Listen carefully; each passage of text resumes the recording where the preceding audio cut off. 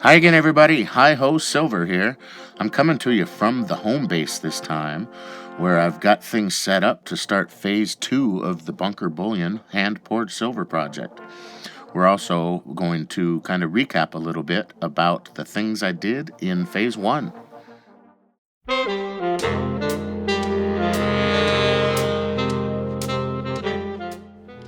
So as you know, I've been using the quick kiln kit in phase 1. Here you see it here. It comes with the base and a little divider in the top, a couple of crucibles, and a couple of pairs of tongs and a little mold. I'm going to keep using it on occasion, but I won't be using it much for the larger pours. It does have some limitations. There's the mold and the tongs it comes with. Overall, I'd say I was pleased with it, but I would suggest maybe skipping this step if you're going to be serious about what you're doing. In addition to the one mold that it came with, I've purchased several others, and I'll keep using those in phase 2. You can see different sizes and different shapes. I also have been using a quenching pool that cools the silver down real fast, and various nozzles to go on the map torch, which I use to keep the molds hot while pouring, and I also use them to heat in the crucibles. Here, these clay crucibles, which I went to next. I was having trouble getting a pure pour of an exact weight, so I thought I'd try these. If you've been seeing my video series, you know that I had some success and some failures. I'm going to continue using this one and this smaller one in phase 2. I also got some stamping stuff. All of this basically I got off of eBay. First I got this here with my little horse logo, just happened to find one that matched, and the little 999 fine silver, and then numbers and letters of various sizes. The different hammers, I started with this small one, but moved to a little heavier, which gave me a better strike. I also did a lot of experimenting with different finishes, including some basic silver polishes and that brush and cloth, and that worked okay.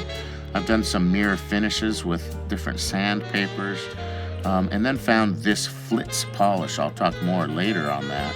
That in combination with my Dremel tool has given me some cool looks. And I also got a couple of different small scales and then this food one for the bigger products, to make sure I'm getting good accurate weights for everybody. So you see here all of the different things that I sold on the Bunker Bullion Phase 1 sale. It went great. Thanks, everybody.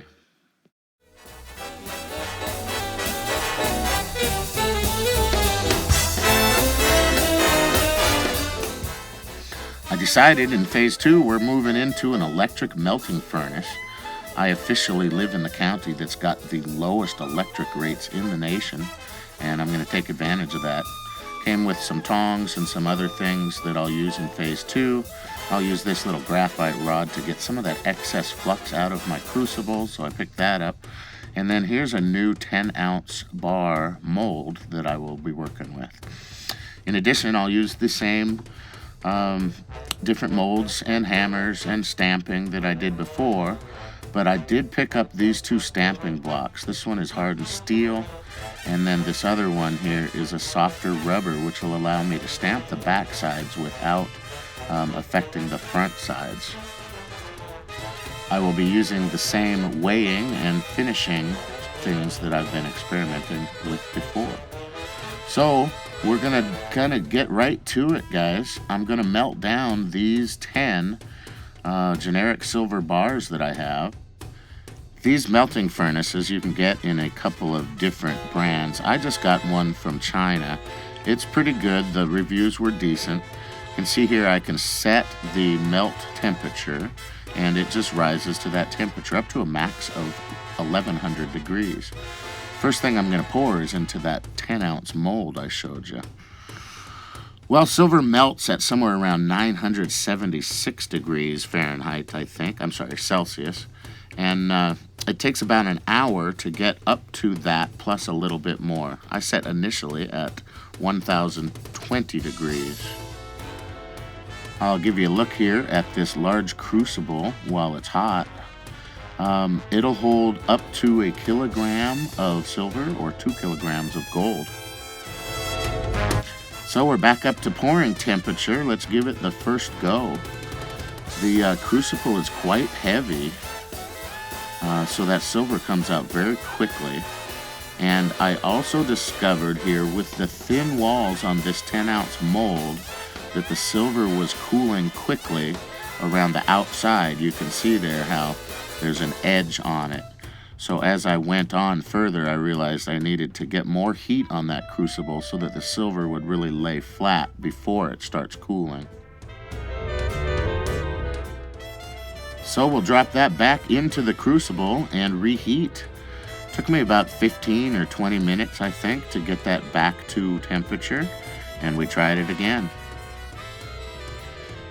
You can see here in these pours that are in high speed to get through them that I'm having trouble pouring them slowly, so I really was careful here on the third one just to really come out slow, and then I stopped as I filled. There it is. That's the first one I'm going to keep. That's going to be bar 001. I'm actually going to number these in phase 2. Let's take a look again in slow motion. Very important with this heavy crucible and the amount of silver in it, I really had to be careful not to pour too fast. So there it is. You could own that. I put the link in the description. There's only one of these, 001 of Bunker Bullion 2. We're going to follow this particular bar through the rest of the process. So I like this kind of a look. It's not the only look I'm trying to get, but it's really cool. This is exactly how it came out. But I am going to put a finish on this using this product here. It's called Flitz Polish. It's for metals and plastic and fiberglass. It's a non-abrasive polish, which is great. So I just rub it on there a little bit. I like to let it dry, but it's not necessary. And then I get out the old Dremel tool, first on slow. All of these videos are double speed, but you get the idea. And you kind of work it through. It starts to make a little paste. And that's when you know it's really doing its thing. This, if the surface is flat, will make an actual mirror finish. I like it because it really puts a nice polish on all of this without putting any scratches on it. So after about 20 minutes of hand polishing, this is what it starts to look like. Super pretty. Let's take it and get a nice look at it. I love this texture. I think that's one of the pretty things. I want my products to be basically art bars. I'm not going to be able to compete with guys that can crank out thousands of bars at a time. But I think I can take extra time to create something that's beautiful. And I'll be doing mostly things to my taste, which this is one of the things I like. I like a real rustic kind of raw looking silver, but that polish makes it just gorgeous. So now we go on to the stamping process. I'm going to stamp each of these beautiful products from the phase 2 with a BB2, Bunker Bullion phase 2, and the serial number. But dang it, I put the 0 sideways. So we'll turn the bar sideways. There it is, BB2 001. This product is for sale until it's not. Whoever gets it first, good job. I'm going to put it at a nice price. Check the description for the link. 7 3/4 troy ounces. And then we'll throw the little HiHo logo and the .999 fine silver. And that's all ready to go. Instead of having one large sale like I did for phase 1, I will be selling the best of products, each numbered with that Bunker Bullion 2 differentiation and a separate certificate of authenticity. Some of the nicer ones I'll be experimenting in phase 2 with some different packaging, like that little red bag.